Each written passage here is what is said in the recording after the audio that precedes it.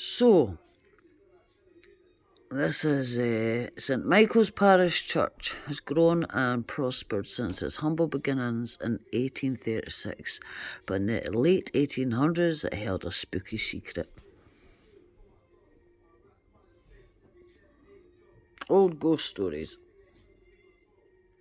My grandfather loved to tell a ghost story, and he was good at it. He passed this haunted tale on to his children and grandchildren. In written form, it may have gone something like this. Father McKenty, St Michael's Church sits like nobility on a rural hillside.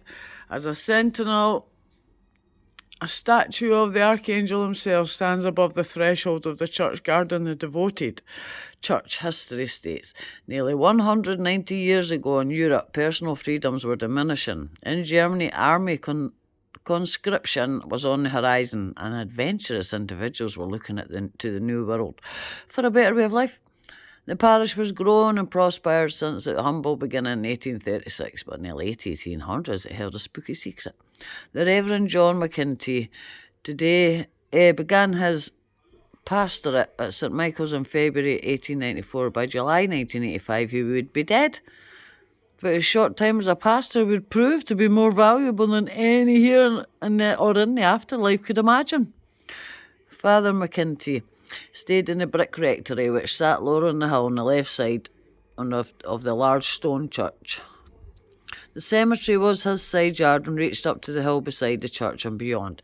He ended his day like any other, at the kitchen table, while Ambrose, a weathered German man, laid a plate of Spitzel and currywurst before him and quietly exited the house. This day Father McKenty ate little. His ability to taste was leaving him.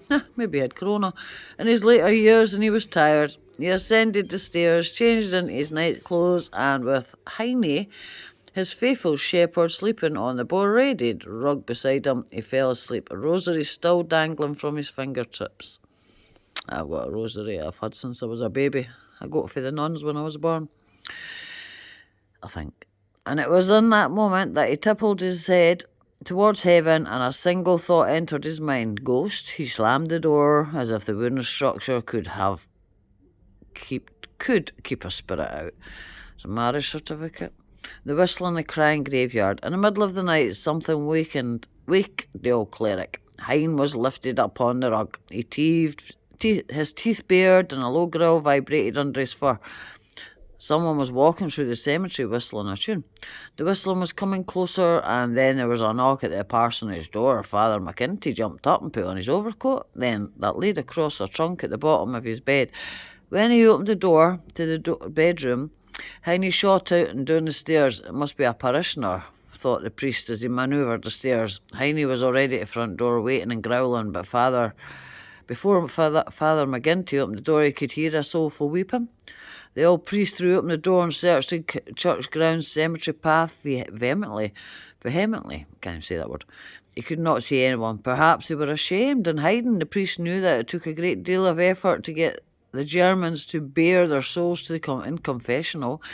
He learned from those people that confession doesn't always happen scheduled. It sometimes happens when someone breaks, and that could be any time, anywhere. A field, a roadside, a deathbed. Hello, the old priest said. It's okay, you may come to me. But the wailing continued and began to fade into the tombstones, and soon the night was quiet. Come along, Hein, the priest whispered. We will sleep now. Together, they managed the stairs, and after a quick prayer for the disheartened soul who showed up that night, the two fell asleep. Friday dawned early that spring in the air. Ambrose cooked and set the breakfast and was gone. Hein played among the tombstones and then followed the old priest into the sanctuary, where a quick rosary was said. Once outside again, the dog sniffed around the church yard and pawed at a patch of soil. He waited at the porch in school across the road where the Benedictine Sisters of Erie administer studies, and Father McKenty went that morning to greet and bless the students. He waited at the parsonage whilst the priest had lunch with the young ladies' sodality, and that evening after dinner he waited again while the priest attended a meeting of the Knights of St. George. Imagine that. Upon arriving back at the parsonage, Father McKenty shared a hard biscuit with Hein, and they turned in for the night. Ghost. And somewhat where in the middle of that night, the priest bolted up in bed, searching for Heine, who stood growling by the bedroom door, and then came the familiar whistling from the night before. The priest grabbed his overcoat and made his way downstairs, and again a knock came before he was at the door. It startled him, and he hesitated a moment before opening the door, but there in the cool night air, nobody could be seen.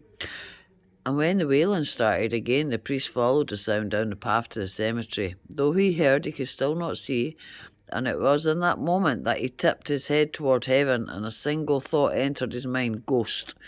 As if the wooden structure could keep a spirit out, he slammed the door and put his back up against it. Heine was cowering before him. The priest fumbled in his coat pocket for a rosary and spent the night in the living room by a dimming fireplace, wide awake and praying. In the early morning, he quickly dressed, grabbed his old Bible, and with Heine by his side, made his way to the chilly morning hours to a church where he prostrated himself before the tabernacle in prayer. And when he finally rose slowly and painfully, he was sweating under his overcoat, as the next day was Sunday, and his only goal for the day was to prepare mass, not wanting to leave the protection of the Blessed Sacrament. He positioned himself in the front pew,